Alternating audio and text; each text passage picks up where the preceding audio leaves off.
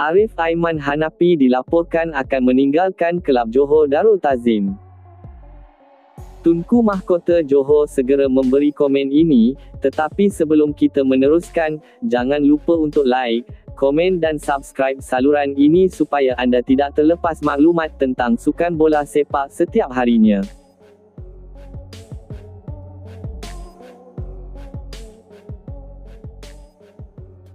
Pemilik kelab Johor Darul Ta'zim, JDT, Duli Yang Amat Mulia, Tunku Mahkota Ismail Sultan Ibrahim, Pemangku Sultan Johor memberi pendapat beliau mengenai pemain sayap negara iaitu Arif Aiman.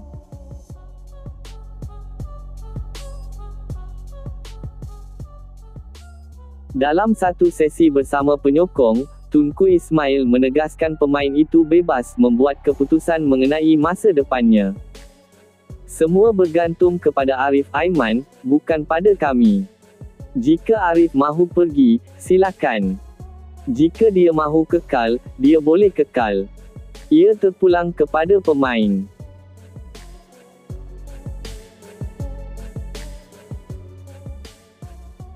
Saya tidak pernah memaksa mana-mana pemain untuk kekal, tetapi saya rasa dia gembira di sini, kerana di sini bukan sahaja ada peluang untuk memenangi kejohanan tetapi turut ada peluang untuk terlibat dalam kejohanan bertaraf Asia seperti ACLE.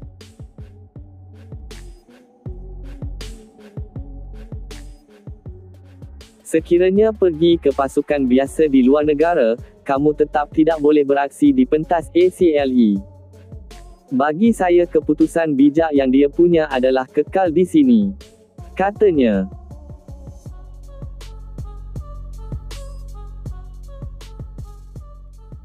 Sejak mempamerkan prestasi yang konsisten baik dalam saingan domestik atau antarabangsa, Arif Aiman digesa untuk berhijrah ke saingan liga luar negara bagi meningkatkan kualiti serta kemampuan pemain itu.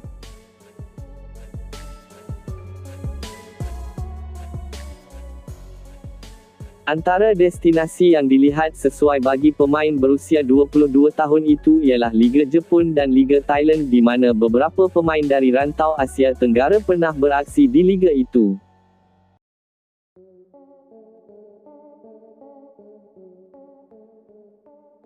Menurut maklumat terkini, pemilik kelab Buriram United mahu Arif Aiman Hanapi segera menyertai kelab Buriram United supaya dapat mengukuhkan serangan dari sayap kiri dalam ACL Elite nanti.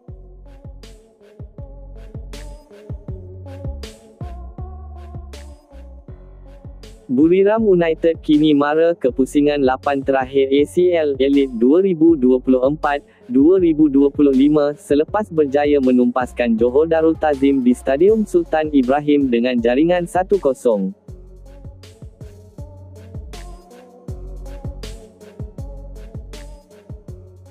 Buriram United merupakan kelab nombor 1 dalam Liga Thailand, kerana pernah memenangi beberapa kejuaraan tertinggi di Asia. Jika Arif Aiman ingin menyertai Buriram United, sudah tentu dia akan bermain bersama Dion Kuz yang merupakan pertahanan terbaik pasukan kebangsaan Malaysia ketika ini.